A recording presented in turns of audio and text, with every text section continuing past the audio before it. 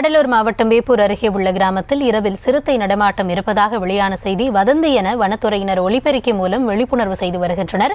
இதுகுறித்த விவரங்களுக்காக இணைகிறார் செய்தியாளர் ராமச்சந்திரன். விரிவான விவரம் என்ன? வணக்கம் கௌதமி. அதாவது கடலூர் மாவட்டம் வேப்பூர் அடுத்துள்ள மாளிகைமேடு கிராமத்தில் அதே கிராமத்தை சேர்ந்த ரமேஷ், இளவரசன், கணேசமூர்த்தி, சிலம்பரசன் என்ற 4 இளைஞர்கள் நேற்று இரவு 8 மணி அளவில் தங்களது கிராமத்திலிருந்து கள்ளக்குறிச்சி மாவட்டம் வழியாக சென்றுள்ளனர்.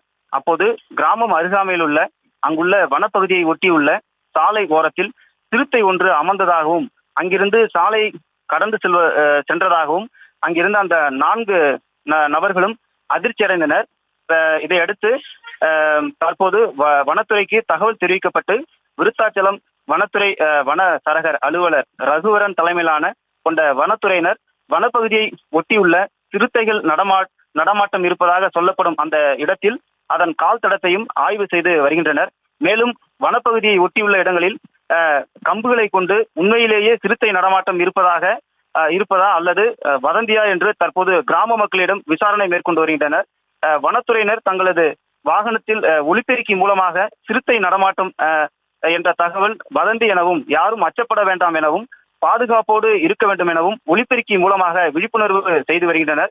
சிறுத்தை நடமாட்டம் இருப்பதாக தற்போது வேப்பூர் அருகாமையில் இருக்கும் வனப்பகுதியை ஒட்டியுள்ள கிராமங்களில் சற்று பீதியை ஏற்படுத்தியுள்ளது இச்சம்பவமானது.